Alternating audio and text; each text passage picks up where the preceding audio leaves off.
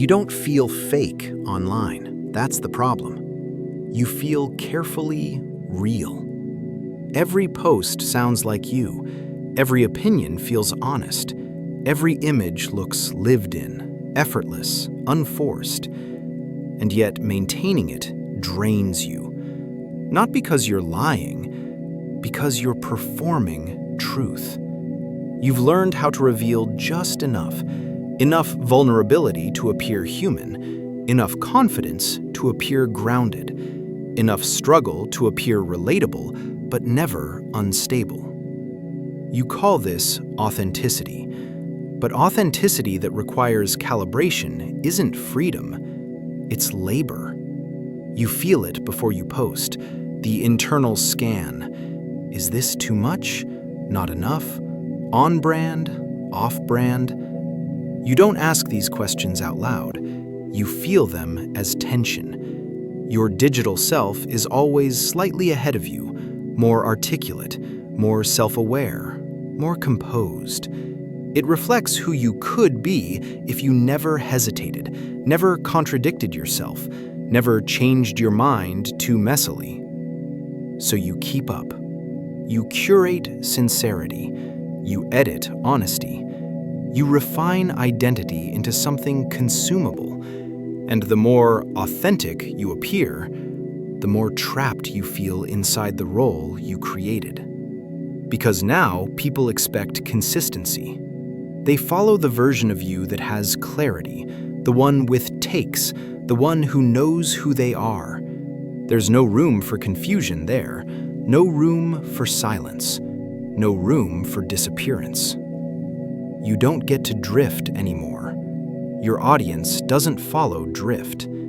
They follow continuity. So you stay visible, even when you're tired, even when you have nothing to say, even when the real you needs to go quiet. And slowly, something unsettling happens. You begin to experience yourself as something to be maintained. Your thoughts become potential content. Your emotions become narratives. Your life becomes material. You're always half present, half observing, living, and documenting the fact that you're living. That split costs more than you admit. Because when authenticity becomes a performance, there's no backstage left. No place where you aren't being perceived. No moment that doesn't feel potentially public. No version of you that doesn't feel slightly watched. And that's when loneliness enters. Not because you're unseen, because you're constantly seen. Seen through a frame you can't step out of without disappearing entirely. If you've ever felt exhausted by being yourself online, if you've ever wondered why visibility hasn't brought relief, stay. Subscribe to Soulless. Because the next part isn't about social media at all. It's about how chasing authenticity quietly turned your identity into a role you no longer know how to exit. Social contract. You didn't decide to perform. You agreed to it. Quietly, incrementally, without realizing there was a cost. At first, authenticity felt like relief, a correction to polish, a rebellion against perfection. You watched people strip away filters. Confess struggles, speak openly. It looked honest. It felt human. So you followed. You loosened the language, shared the behind-the-scenes version, let cracks show, carefully. And people responded. They rewarded transparency. They engaged with vulnerability. They trusted what felt unmanufactured. That trust rewrote the rules.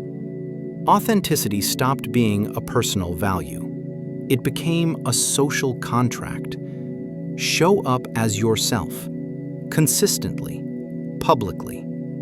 And once authenticity became expected, it stopped being free.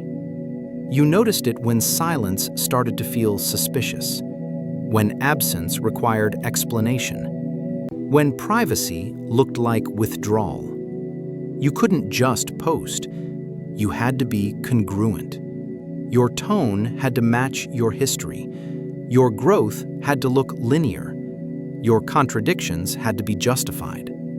You were allowed to change, but only in ways that made sense to the audience. So you started managing coherence. You remembered what you'd said before, what you'd stood for, who people believed you to be. Not because you were dishonest, because inconsistency looked like betrayal. Authenticity became something to maintain. You began to feel it as pressure. Not the pressure to impress, the pressure to align. You couldn't just feel something anymore. You had to consider how it fit the narrative of you. Was this on-brand honesty? Was this too raw, too messy, too unfinished? So you edited. Not the truth, the timing. You learned which emotions translated well, which confessions performed best, which parts of yourself generated connection instead of concern. Vulnerability became optimized, and optimization kills innocence. You were no longer discovering yourself in public. You were presenting a version already processed enough to be safe. Safe for others, predictable, consumable. You stopped sharing questions.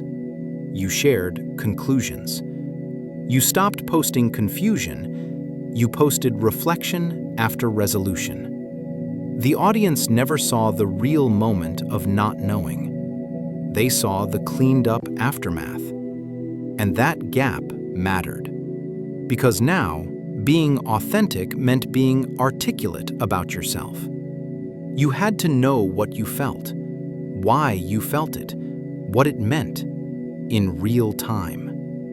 But real selves don't work that way. They contradict, they stall, they disappear. Your digital self couldn't. It had momentum. You felt obligated to keep showing up as the version of you that had clarity. And clarity became your cage. You couldn't just be tired. You had to frame it. You couldn't just struggle. You had to contextualize it. You couldn't just go quiet. You had to announce it.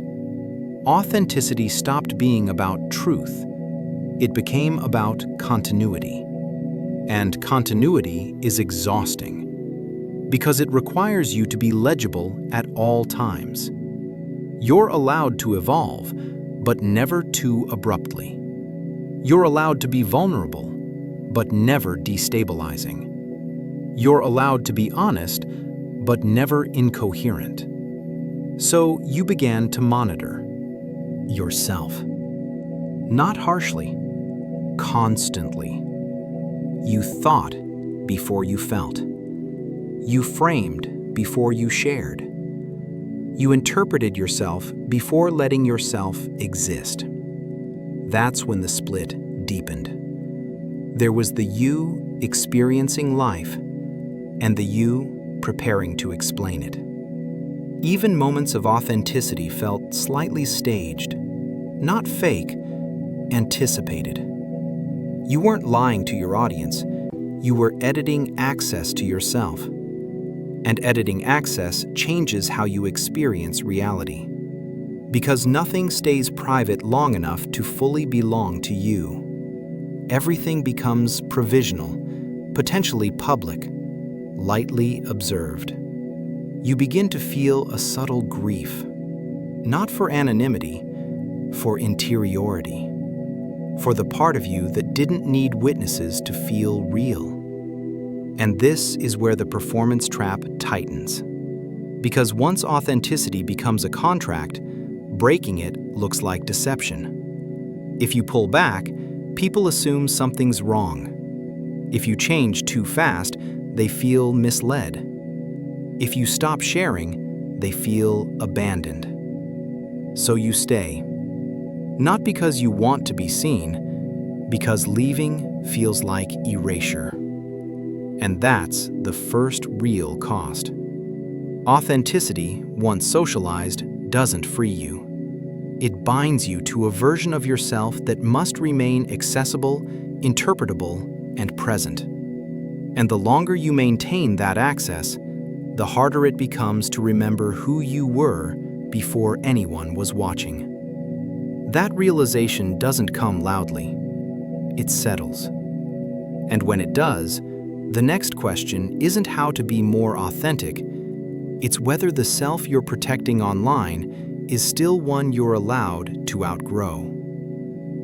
When visibility replaces inner presence. You didn't notice when being seen became a requirement. It happened quietly, one post at a time. At first, visibility felt optional, something you stepped into when you wanted to share, something you could leave without consequence. Then it shifted. Silence started to feel heavier. Absence started to feel noticeable.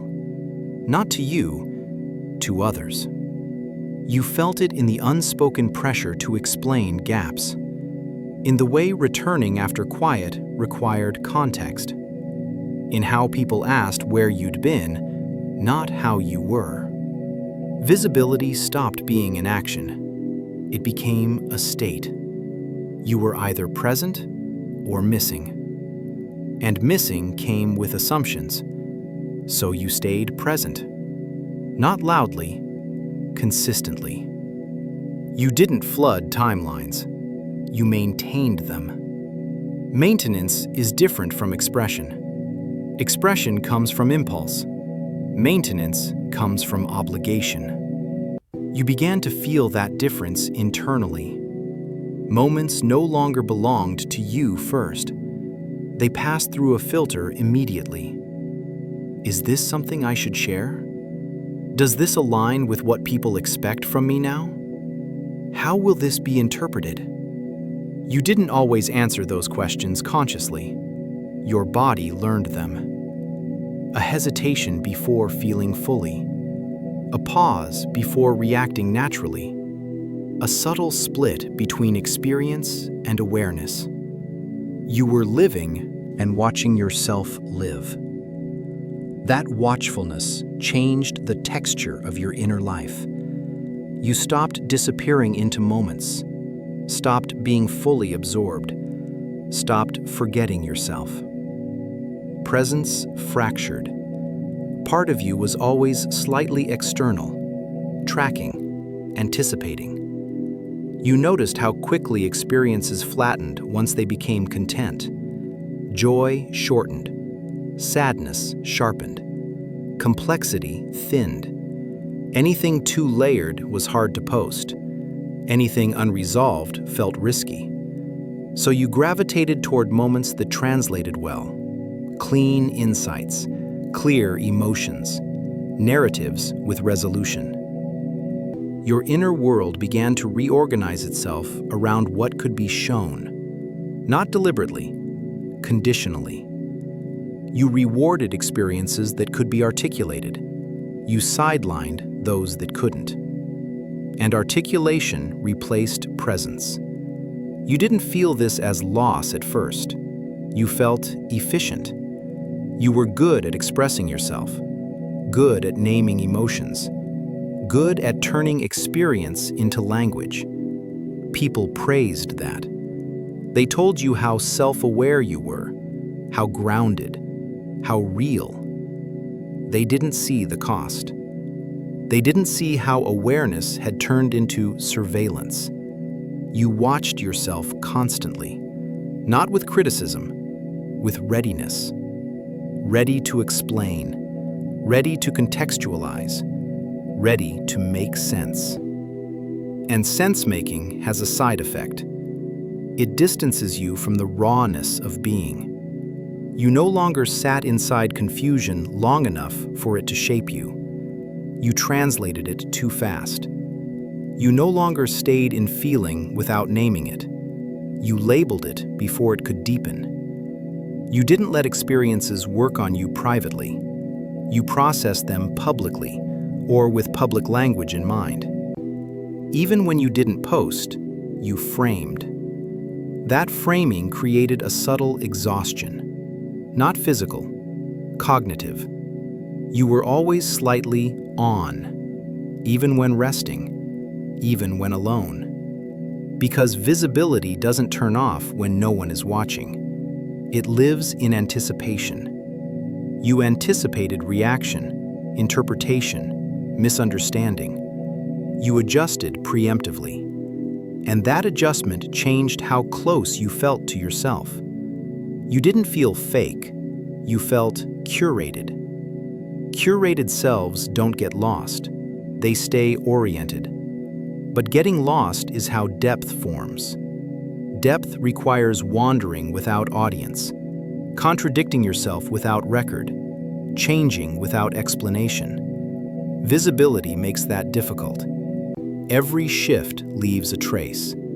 Every contradiction becomes visible. Every pause invites speculation. So you smoothed transitions. You evolved slowly, carefully. You didn't let yourself fracture publicly. You didn't let yourself be incoherent. And incoherence is where transformation actually happens. You traded that for legibility. Legibility feels safe. It feels responsible.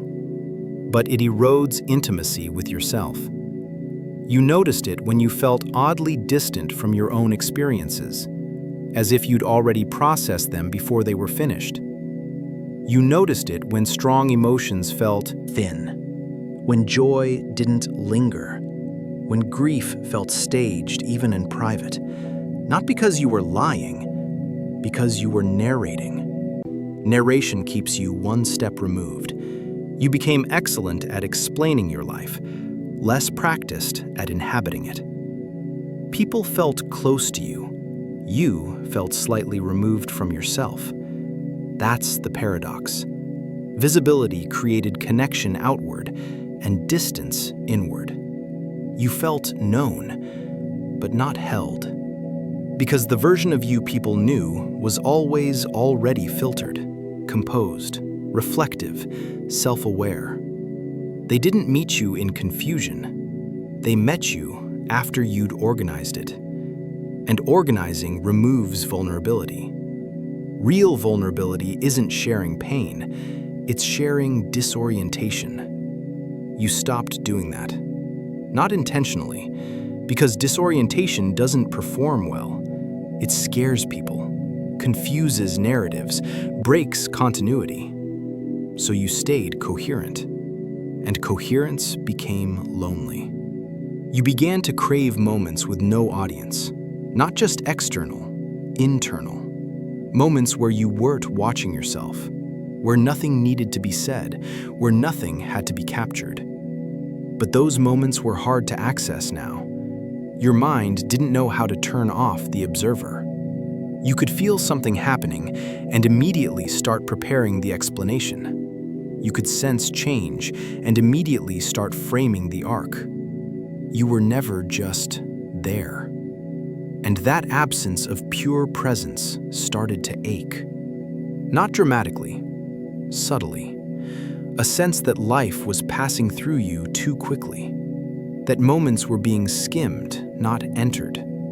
That something essential was being traded for visibility.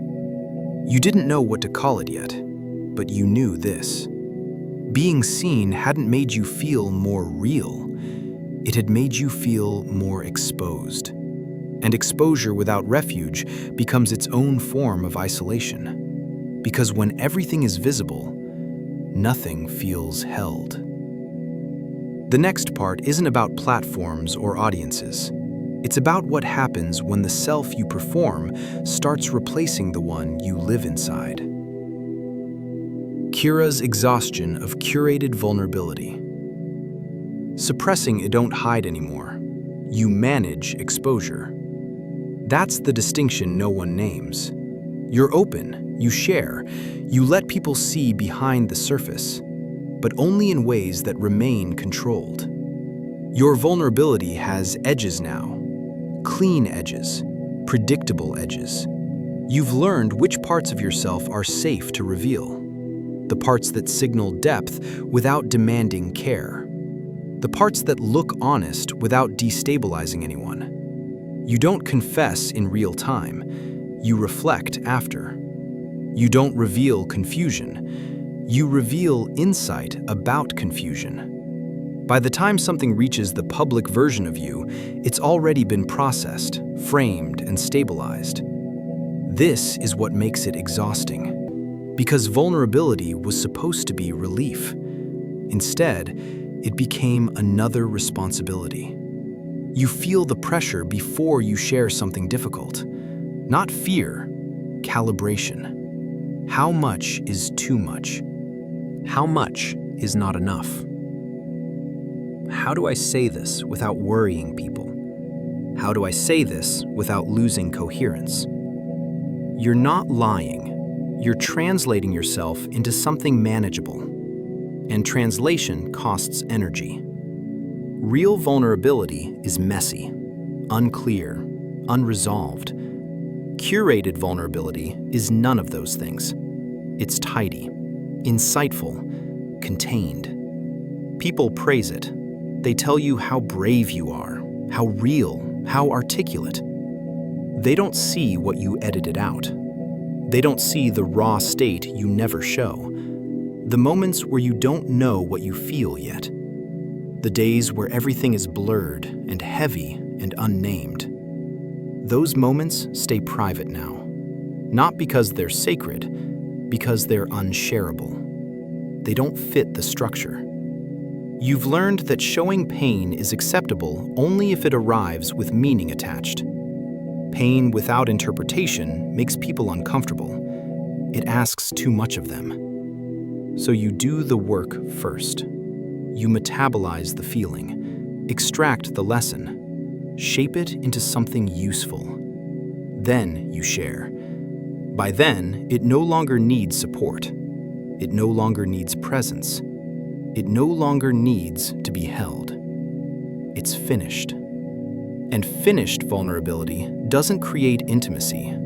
It creates admiration. Admiration keeps distance. People don't step toward you when you're finished. They step back. They assume you've already handled it. They assume you don't need them. They assume the story is complete. So you receive engagement, not contact. Likes, messages, comments that say, "This helped me." But no one asks how you're doing now. Because the version of you they encounter is always past the pain. You notice this pattern slowly. You feel most alone after sharing something deeply personal, not before. Before, there's tension. After, there's quiet. The quiet isn't peaceful. It's empty. You realize something unsettling. The more vulnerable you appear, the less available people feel to you. Because vulnerability has been reframed as content. Something consumed, not responded to. People don't sit with you in it. They extract meaning from it. And extraction is not connection. You start to feel used in a way that's hard to articulate. Not exploited, instrumentalized. Your pain becomes valuable once it's refined. Your struggle becomes useful once it's resolved. Your honesty becomes acceptable once it's safe. And safety removes reciprocity. No one reaches out to carry you. They reach out to thank you. That's when exhaustion deepens. You begin to resent your own self-awareness. Not because it's false, because it prevents you from being met. You can't show up undone anymore. You don't know how. Even when you try, your language organizes itself.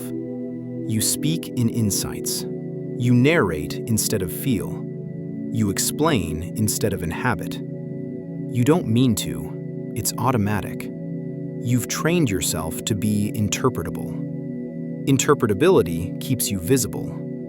It also keeps you alone. because no one encounters you in a state that invites presence. Presence requires uncertainty, mess, unfinished emotion. You don't offer those publicly. So people assume you don't need anything. They assume you're always one step ahead of yourself, always self-regulating, always composed. And you are. But that composition costs more than you admit. You feel it in your body. The tension that never fully releases. The subtle fatigue that doesn't respond to rest. The sense that even your most honest moments require performance. You don't know where the line is anymore between expressing and presenting. You start to question your own sincerity, not because you're being fake, because everything feels slightly filtered. You wonder what it would be like to speak without shaping the outcome, to share without anticipating reaction, to feel without converting it into language immediately. But those impulses don't go anywhere, because you've built an identity around articulation. People expect you to have words, to have clarity, to have insight. Silence would confuse them. Rawness would worry them. So you keep translating. And translation replaces contact. You become emotionally fluent and relationally distant. You know how to name everything you feel. You don't know how to let someone sit with you while you feel it. That's the trap. Curated vulnerability makes you legible. It does not make you held. You start to notice the difference between being understood and being accompanied. Understanding ends the interaction. Accompaniment stays. Most people offer you the first. Very few offer the second. And the more you perform vulnerability well, the less likely the second becomes. Because people assume there's nothing left to do. They think you've already arrived. So you carry the rest alone. You process privately. You stabilize yourself. You wait until you can speak clearly again. And by the time you do, the need has passed. That's when you realize the exhaustion isn't from sharing too much, it's from sharing too well. From never allowing yourself to be incoherent. From never being visibly mid-process. From never giving anyone the chance to meet you before you've already resolved yourself. You didn't intend this. You just wanted to be honest. But honesty that's always curated stops being a bridge. It becomes a barrier. And the next layer of the trap isn't about what you show others. It's about what this constant performance has done to your ability to experience yourself without explanation. When the audience lives inside you, you don't need to open an app anymore. The audience is already there. It sits behind your eyes, listens while you think, waits while you feel. You notice it in the pause before reacting, in the subtle adjustment of your inner tone, in the way your thoughts start forming sentences before they finish being thoughts. You're not imagining it. You've internalized visibility. At some point, the need to be seen stopped coming from the outside. It moved in. Now, even alone, you experience yourself as if you're being observed, not judged, anticipated. You consider how something would sound if you said it, how it would land, how it would be interpreted. You don't do this to impress. You do it automatically. Because once your identity becomes public, privacy requires effort. Your inner life no longer feels entirely yours. It feels like rehearsal space. You don't just think, you pre-articulate. You don't just feel, you frame. You don't just change, You imagine how the change will be explained. This doesn't feel dishonest. It feels organized. But organization replaces intimacy. You used to have thoughts that went nowhere, emotions that didn't resolve, states that didn't make sense and didn't need to. Those states are rare now, not because you don't feel them, because they don't survive observation. As soon as something arises, the internal audience turns toward it. What is this? Where does it fit? How will this look? And the moment those questions appear, the experience shifts. You're no longer inside it. You're managing it. That management keeps you composed. It also keeps you distant. You've become very good at maintaining internal coherence, at catching yourself before anything spills too far, at keeping the story of you intact. But stories flatten complexity. They demand beginning, middle, end. They don't tolerate ambiguity for long. Your inner life doesn't get to wander anymore. It has to make sense. So you rarely sit in confusion. You translate it quickly. You rarely stay in feeling. You name it immediately. Naming feels like control, and control feels safe. But safety has a cost. You notice it when you try to rest. Your mind doesn't soften. It stays alert. You're not anxious. You're oriented. Oriented toward meaning, toward articulation, toward making sense. Even silence feels like something that could be broken by insight. You don't disappear into experiences anymore. You observe yourself having them. That observation is subtle, constant, exhausting. You can feel joy and simultaneously think about how rare it is. You can feel sadness and immediately contextualize it. You can feel anger and start composing restraint. Nothing gets to be raw for long. The audience inside you doesn't allow it. This is the hidden cost of being seen consistently. You don't just lose privacy externally, you lose it internally. You become legible to yourself at all times. And legibility kills mystery. Mystery is where depth regenerates, where feelings unfold without demand, where identity reshapes itself quietly. You don't give yourself access to that anymore. Not intentionally, habitually. You've trained your nervous system to stay interpretable, even to you. That's why rest doesn't fully restore you. Why solitude doesn't always feel spacious. Why silence sometimes feels tight instead of open. You're still performing, not for followers, for coherence. You want to remain the version of yourself that makes sense, so you don't allow yourself to fracture, to contradict, to be inconsistent without explanation. But inconsistency is human. It's also private. You gave that up slowly, and now the cost shows up in ways that are hard to name. You feel oddly distant from your own emotions, not disconnected, buffered. You feel thoughtful instead of present, reflective instead of immersed. You've turned yourself into a narrator of your life. Narrators don't get lost in the story.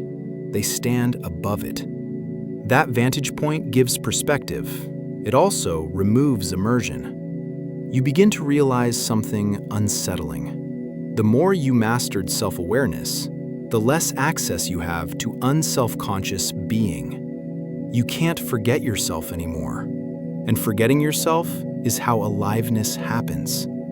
This is where the performance trap tightens further, because the audience inside you isn't satisfied with silence. It wants continuity. It wants growth arcs, meaningful shifts, insightful pauses. It wants you to remain intelligible.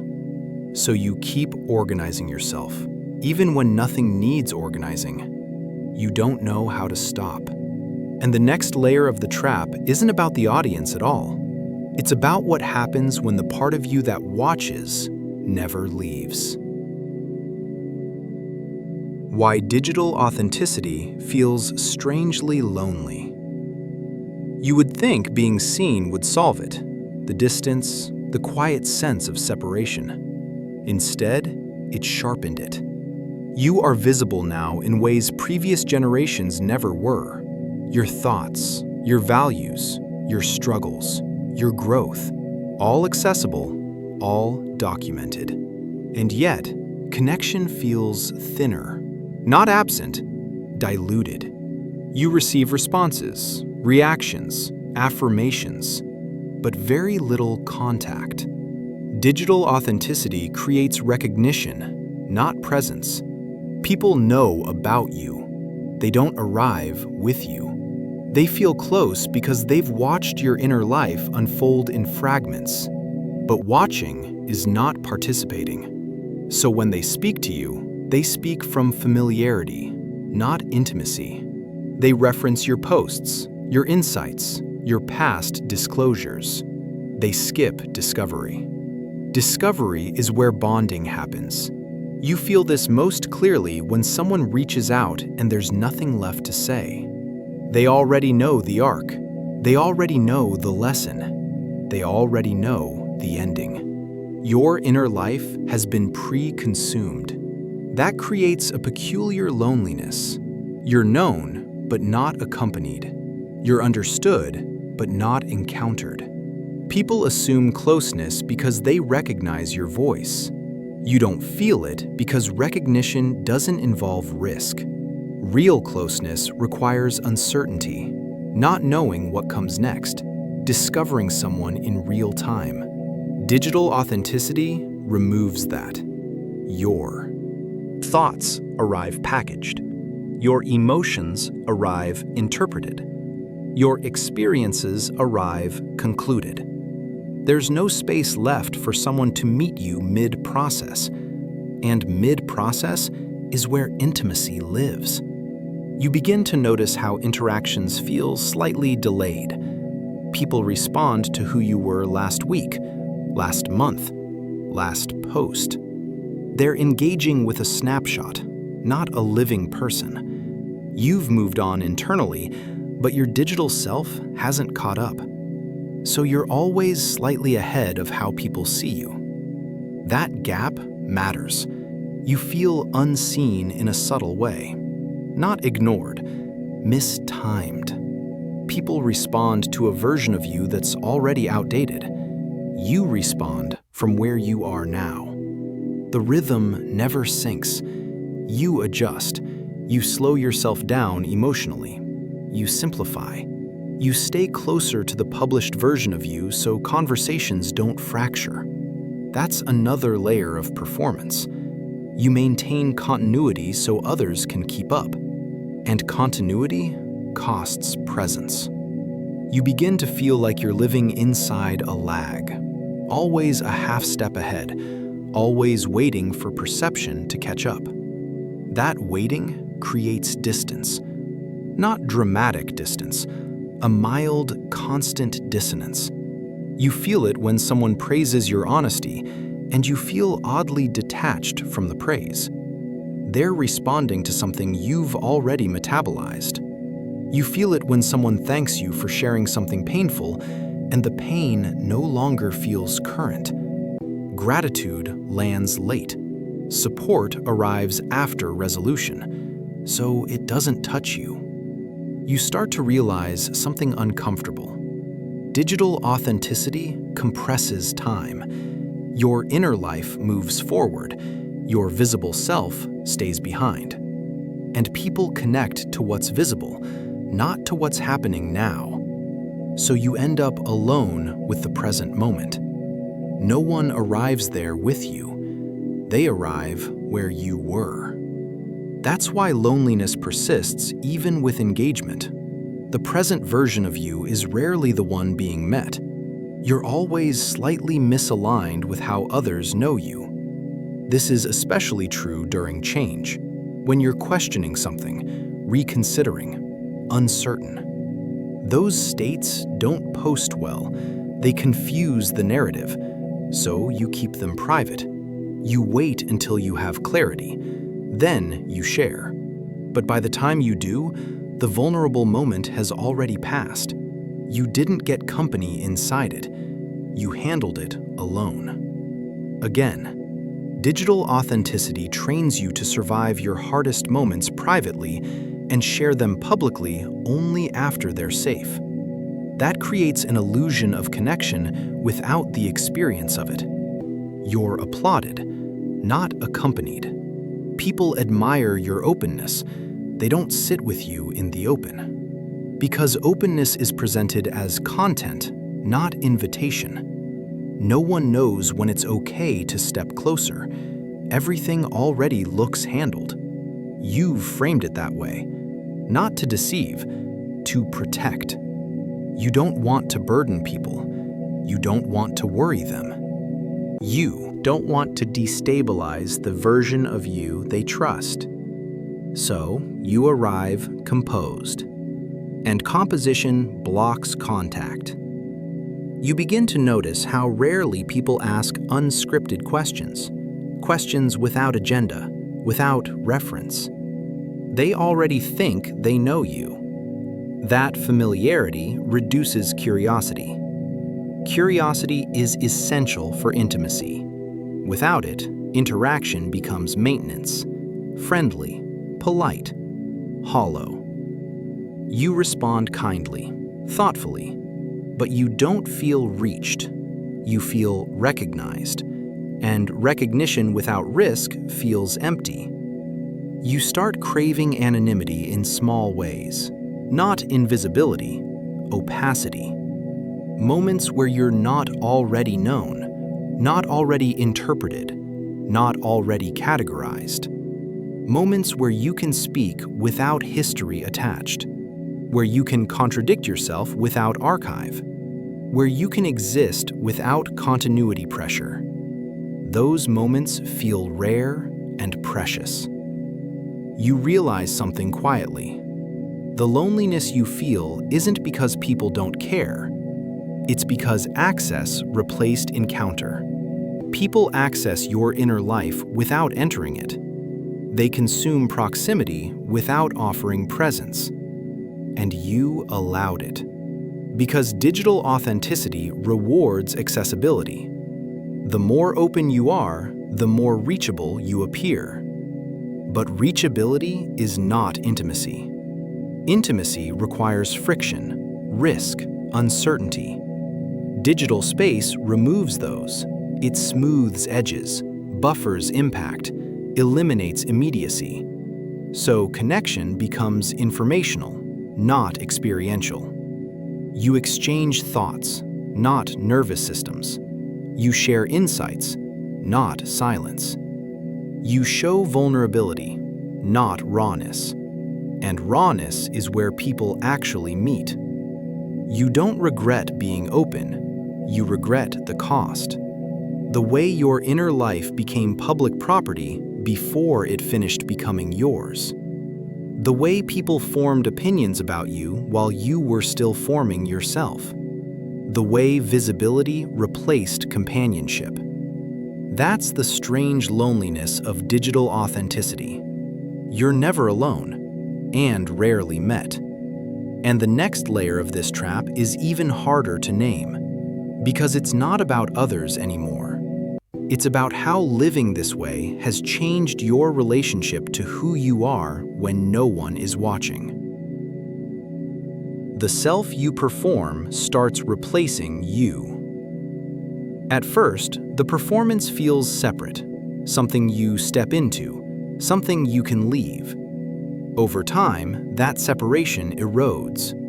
The version of you that performs authenticity starts showing up before the one that feels. You notice it in small ways. You reach for language before sensation, insight before confusion, meaning before experience. Your inner life stops unfolding naturally. It starts organizing itself automatically. You don't ask how you feel. You ask how this fits. Fits the arc, fits the tone, fits the version of you people recognize. That's when the performance crosses a line. It no longer lives online. It lives in you. You begin to experience emotions as drafts, thoughts as outlines, moments as potential material. Not because you're opportunistic, because you're oriented toward coherence. The performed self is coherent. The lived self is not. So coherence wins. You stop letting yourself feel things that don't resolve quickly. You move away from states that can't be explained. You mistrust experiences that don't come with insight attached. Those states feel dangerous now. They don't translate, and anything that doesn't translate feels like it doesn't belong. You begin abandoning parts of your inner life before they fully form, not suppressing them, outpacing them. You jump ahead to interpretation. You narrate yourself out of uncertainty. You exit discomfort through explanation. The performed self is excellent at this. It keeps you presentable, stable, understandable. But it also flattens you. You start to feel strangely hollow in moments that should feel full. You know what you feel, but you don't feel inside it. You're watching it happen, commenting silently, preparing the takeaway. This creates a subtle dissociation, not dramatic, functional. You're present enough to operate, absent enough to never fully arrive. You don't feel lost, you feel managed. And management replaces intimacy. With others, with yourself. You notice how hard it is now to surprise yourself, to stumble, to be incoherent without self-correcting. You don't let yourself spiral. You don't let yourself drift. You regulate immediately. Regulation is valuable, but constant regulation prevents transformation. Transformation requires instability, unknowing, time without narrative. You don't give yourself that anymore. The performed self doesn't tolerate it. It wants clarity, resolution, meaning. So you stay slightly above your own life. That distance protects you. It also isolates you. You begin to feel disconnected from your own desires, not because they're gone, because they don't get airtime.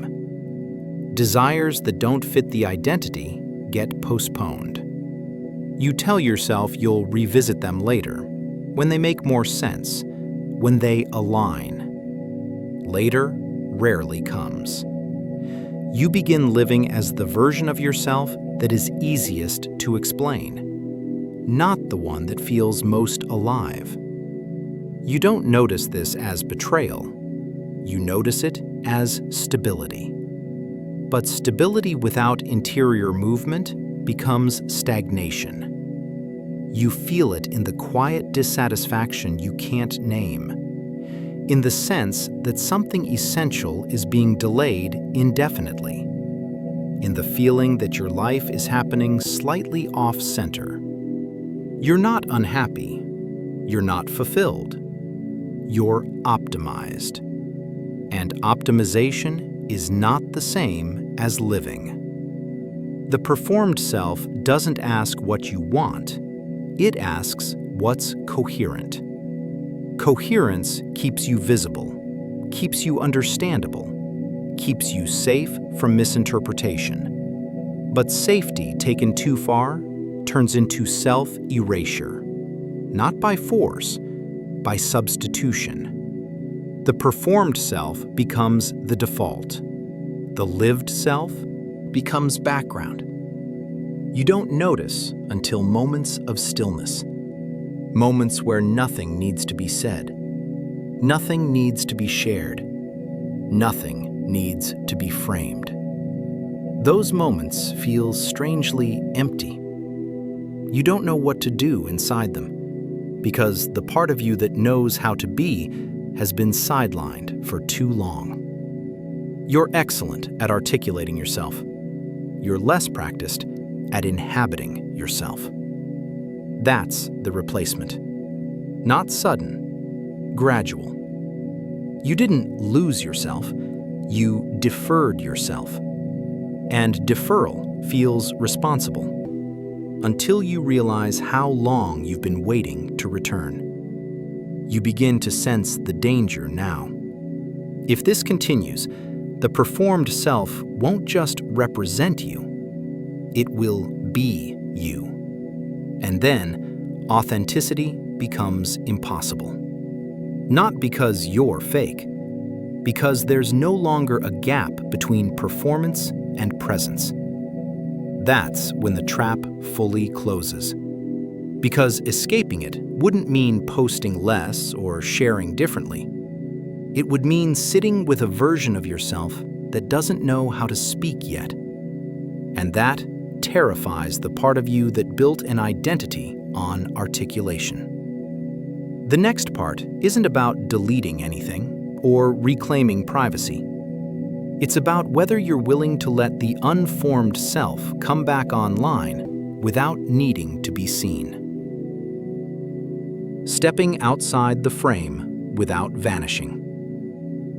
The fear isn't invisibility, it's absence. Not being gone from platforms, being gone from perception. You've built something people recognize. A voice, a tone, a way of making sense. That recognition feels stabilizing. It also feels binding. You know what would happen if you disappeared. The questions, the assumptions, the quiet rewriting of your story without your input. So you stay partially present, even when you want to withdraw, even when you feel saturated, even when the self you're performing feels heavier than the one you're living. You don't vanish. You fade strategically. You post less, speak softer, maintain just enough signal to stay legible.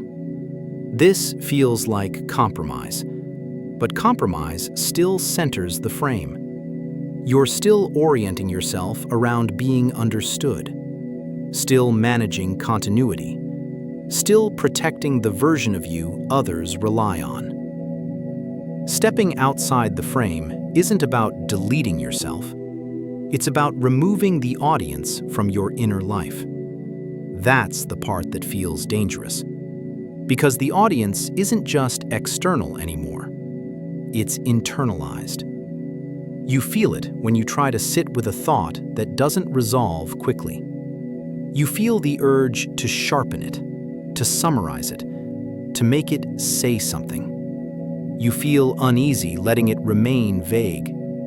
That unease isn't confusion, it's withdrawal. The performed self doesn't like uncertainty. It can't survive there. So it urges you back toward articulation, back toward coherence, back toward visibility.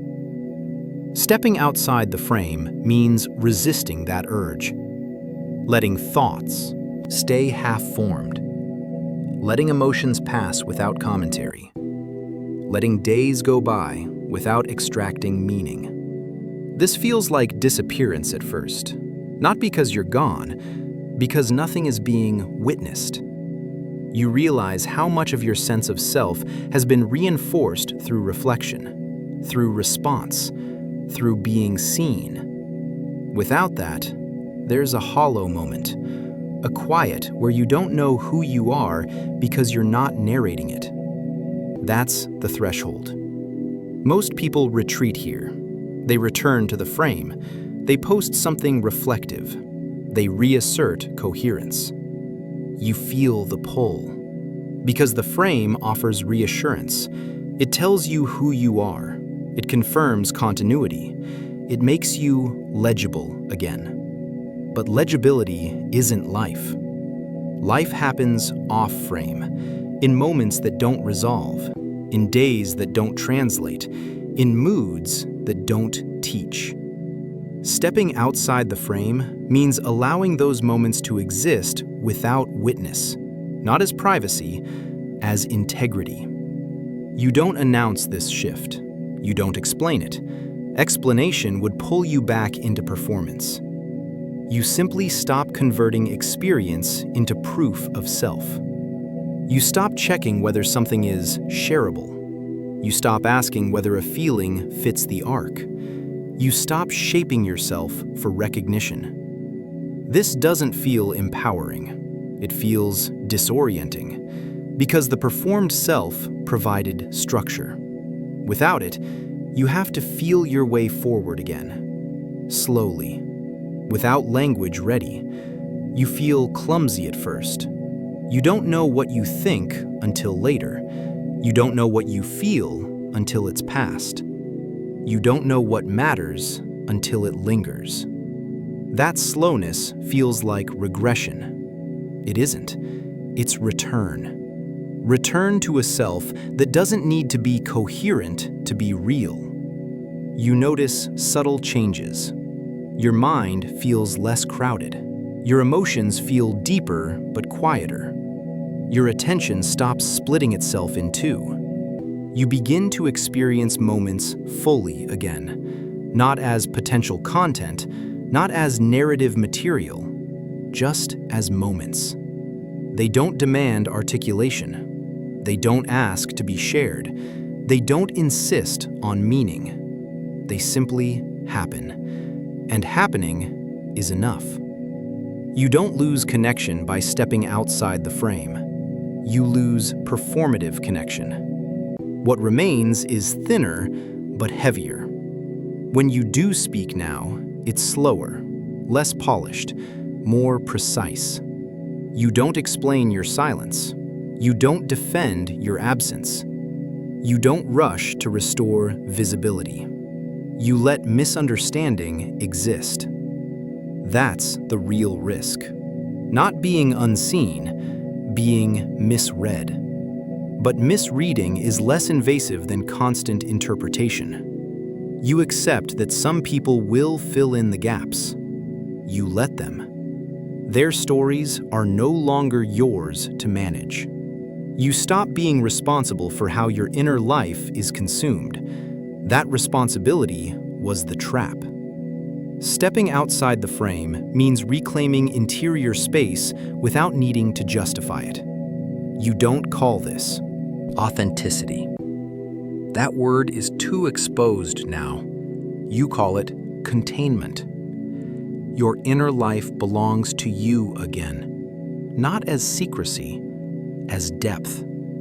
Depth that doesn't perform. Depth that doesn't resolve on demand. Depth that doesn't care if it's seen. And once you taste that, the frame loses its authority. You can step into it when needed. You can step out without disappearing. Because you've learned something critical. You are not the version of yourself that's visible. You are the one that continues when no one is watching.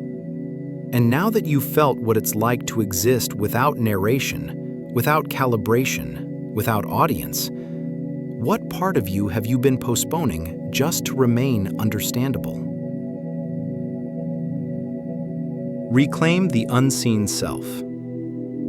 Something settles once you stop trying to be legible. Not relief, not excitement, stability. You notice it first in how quiet your inner world becomes. Not empty, uninterrupted. Thoughts no longer rush toward language. Feelings no longer demand explanation. Moments no longer ask to be converted into meaning. They're allowed to exist.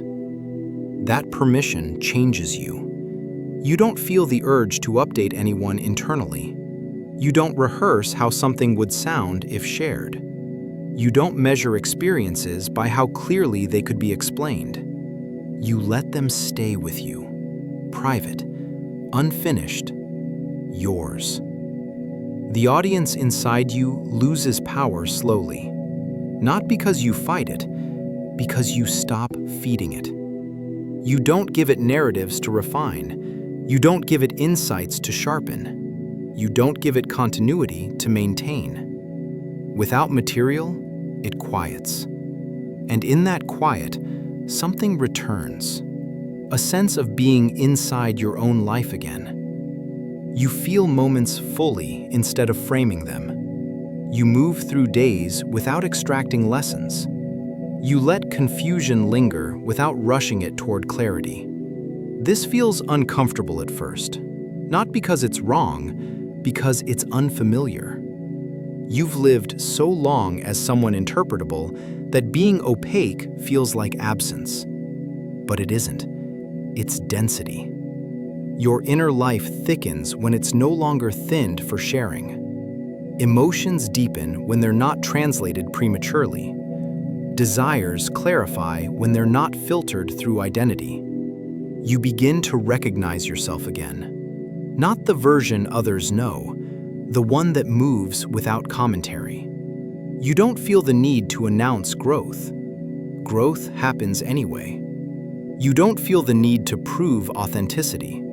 Authenticity becomes irrelevant. You stop asking whether you're being true to yourself. You're too busy inhabiting yourself to evaluate it. This is the shift. You're no longer performing coherence. You're living inside complexity. You don't panic when you contradict yourself. You don't correct your past publicly. You don't smooth transitions for others' comfort. You let discontinuity exist.